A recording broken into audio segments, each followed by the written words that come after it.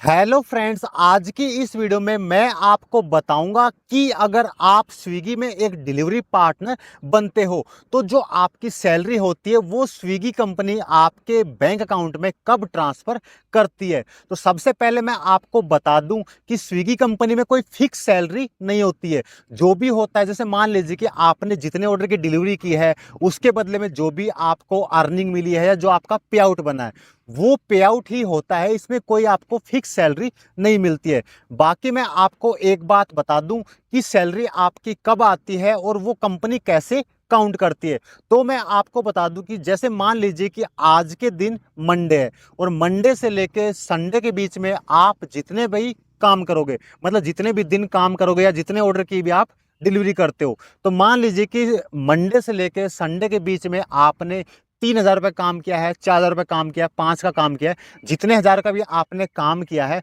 वो पे आउट होता है या अर्निंग होती है, कुछ भी आप उसको बोल सकते हो। वो कंपनी आपका जो मंडे आता है, जैसे मान लीजिए आज मंडे है और मंडे से संडे तक काउंट होता है। और जो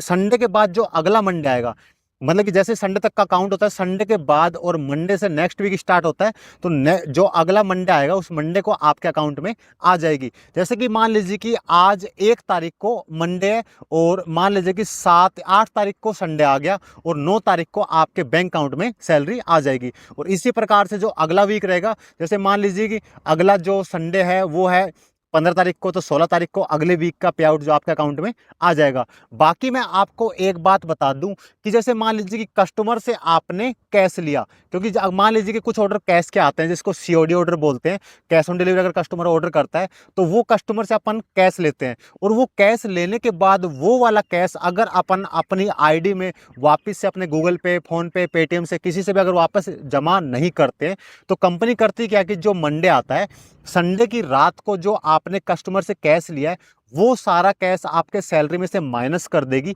और उसके बाद जो पे आउट बचेगा वो मंडे को आपके अकाउंट में ट्रांसफ़र हो जाएगा। बाकी मैं आपको एक बात बता दूं कि अगर आपने स्विगी में न्यू ज्वाइनिंग की है तो स्टार्टिंग में जब अपन आईडी बनाते हैं तो उस टाइम आपको पता होगा कि स्विगी में आईडी बनती है कभी कभी तो 2 रुपये पे करके, ऑफर चलता रहता है अलग अलग, कभी कभी 2 रुपये पे करके आईडी बनाते हैं, कभी कभी 289, कभी कभी 299, इस प्रकार से अपन स्विगी में आईडी बनाते हैं। बट जो स्विगी में आईडी बनाने की जो रियल फीस है वो फीस होती है 1999, 1499। ये हर सिटी के ऊपर डिपेंड करती है, हर सिटी की अलग अलग होती है। तो कंपनी करती क्या कि जो आपकी फीस होती है वो आपसे स्टार्टिंग में 2 रुपये पे करके आईडी बनवा लेगी। उसके बाद होता है कि जो भी आपका पे आउट बचता है, जो आपका पैसा बचता है, वो आप जो काम करते हो वीकली जो आपकी सैलरी आती है तो उस सैलरी में से थोड़ा थोड़ा करके काटती रहती है, मतलब 3 बार में, 4 बार में, 5 बार में, इस प्रकार से करके कंपनी काटती रहती है। ठीक है, बाकी जो पे आउट बचता है वो मंडे को आपके अकाउंट में आ जाता है। कुछ सिटी में वो ट्यूसडे को भी आता है, कुछ सिटी में मंडे को भी आता है। तो इस प्रकार से जो आपकी सैलरी बनती है